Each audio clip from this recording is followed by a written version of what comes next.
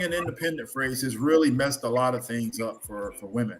And I hate to say that, only because there are dudes who are really taking that very seriously.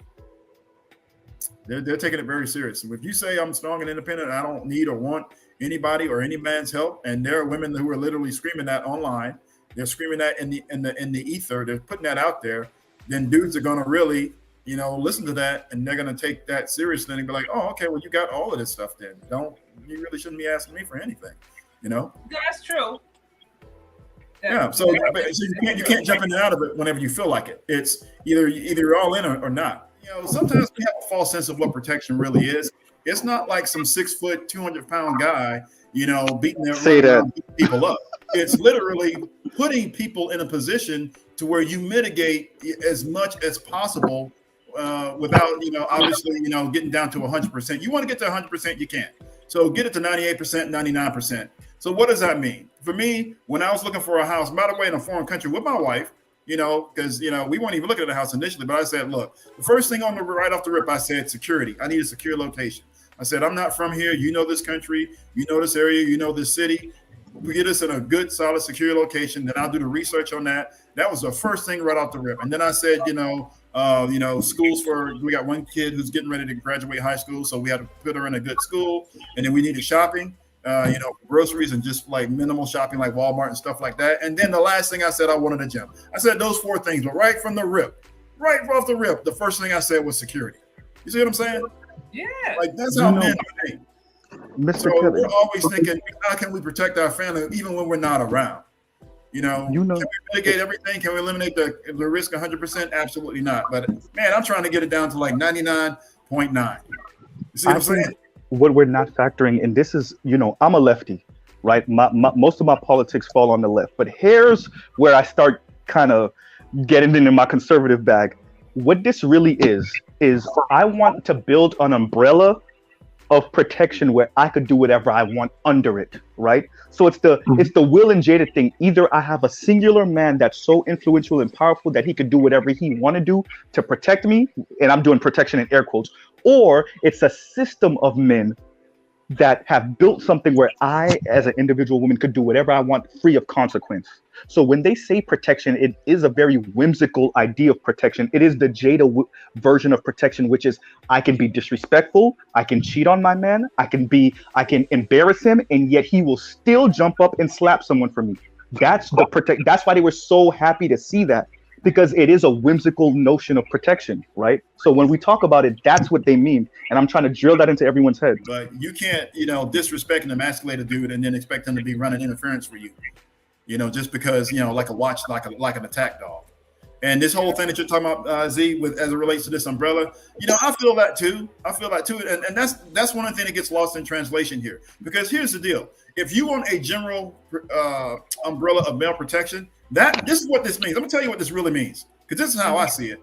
That means any man, and I mean anyone, and he doesn't have to be your husband or your father or even your brother or related to you. Any man sees you out, he has the right to literally tell you where to go, what to do, when to do it, where to leave, how to, like a whole bunch of other stuff that people aren't gonna, that the women themselves aren't gonna be happy with. So if you're expecting a general protection, general umbrella of protection, then that comes with rules, that comes with guidance. Now you're talking about systems, and they don't like that system that has to be put in place. That means I can tell any woman what it is that if I see that there's a situation coming up or I foresee a situation, I'm like, look, you need to leave. Don't ask me any questions. Go right now and go with this person. He will get you to your vehicle safely, and this guy will get you to your home safely. Don't ask me any questions. I don't want to hear any back talk. You need to do what I'm telling you to do right now. They wouldn't be feeling that. And now you see how hardcore and straightforward I was about that. Well, that's what I'm saying, because going back to what I mentioned before, anytime there is this idea of Black men don't protect us, it's like there's never any clarity as to what that looks like. Because first of all, know what it means, right? And also, it's exactly what it means. It's like, and then they compare it. They'll just compare it to other ethnic groups by pulling these very random kind of off-base scenarios. So it's just like, okay, well, how do we quantify protection?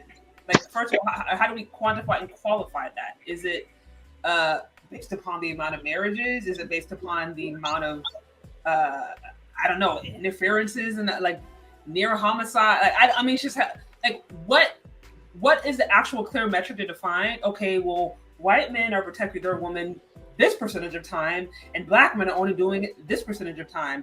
Therefore, you know what I mean? Like, there actually has to be a clearer conversation. But this is general. They don't protect us, and then we don't even know what that means. We don't even know how you quantify or qualify protection. Like, it's just, and then it's just narrative. To me, it's just narrative, because it's like for every situation you find a black woman being abused by a black man. For every situation you find that, you'll find it in the white community, you'll find it in the Asian community. Like, it happens because there are evil people, or there are hurtful people all across the board. Like, it's literally a whole lot that goes into protection, and we just can't have a loose confederation of people running around doing what they want to do, and then expecting, Mr. Z to jump out of the alley like Batman and start, pulling out his utility. I'm telling you, Mr. Kevin, that's what they want. It's whimsical. It's like fantastical. I'm telling you. And that's what I'm saying. It's like, are we supposed to just have like a random group of black men on call all the time? Where anywhere there's a black woman, just make sure there's 2-3 black men just standing by, and that'll solve it. Like, they just need to be there. I'll be honest with you. We could actually do something to that effect. You got to remember when the George Floyd, incidents was popping off, and there was a whole bunch of other stuff going on. You literally had communities forming their own protection forces. They're like, look, we're not going to get this from external elements like we're supposed to. The people that's supposed to be looking out for us are actually harming us. Now we're going to do this on our own. And I don't know if people are still doing that, but you got to remember, just really things like the community watch and all this other stuff, and people just roaming around, to include security and all this other stuff. Yeah, Black people have a situation where we've been kind of spread out. This kind of goes back to integration, and then a lot of things going away from the community, this, that, and the third. But I will tell you that now there are some communities here and there, but I'm just saying that we can still do that. It's just, how are you going to do that when you have people who are just saying, you can't tell me what to do? So I don't want to keep going around in circles with that. But and I would say this though, to some extent, I know we kind of joking about like having like 2 or 3 folks on call or whatnot, but I feel like a lot of folks actually do. Like, that's your family, that's your close friends. Those are the folks that you can call, like, if something's truly going down. I do feel like most women who are at least in some type of close proximity to those folks, they got somebody that they could call if they truly felt threatened. Like, even this past Friday, one of the friends that I made here in Augusta, I've known her for maybe about 4 or 5 years. Somebody didn't close her door well for the maintenance staff. She called me because she knew I had a strap. So I took an extra lunch. I went over there to make sure that she was good. Police already got there by the time I got there. But there are these people, and it's not like there is no protection at all. Like, it's just a wild west for these women out here. We discussed some interesting things today. I really appreciate how they kind of broke down the different angles of protection I hadn't really considered, like what that would look like institutionally, if that was really to be a thing. Also, the aspect of protection that men provide or will provide that will require women to actually listen, would actually require women to listen to men. Because, as one of the callers had made the point earlier, that if women want protection from men, after the protection is actually helping to mitigate or even eliminate the potential for any danger, right? So that may be, not going to certain places, not being in certain environments, maybe doing their things or acting in such a way that's going to not put a mark on your back. And so again, that may actually require that women like us, if we do want protection from men, that we actually have to listen and take into account what men may say. If they sense danger, if they say, hey, this may not be safe, if they say, hey, this may not be a good idea, if they say, hey, have you considered this could be dangerous, we would have to humble ourselves enough as women to actually consider their point. And I love how they kind of mention that, because I think that so often is not addressed. So often protection becomes about, as some of them said, a woman being able to say whatever she wants, and then her being able to escape accountability.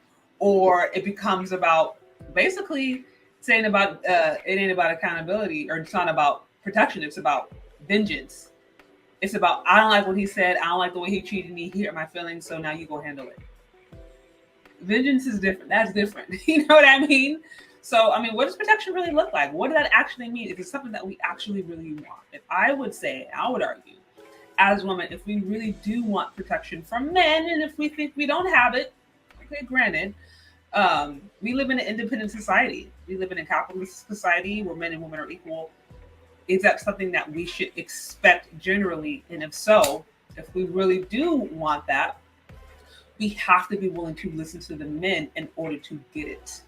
We have to be willing to engage and at the very least respect their input and respect, things that can be said or done to try to warn us so we don't get in situations where we need it. And I don't know if many of us will be willing to do that. Some of us, I'm sure that some of us, yes, but I don't know if that would infringe upon our rights. I don't know.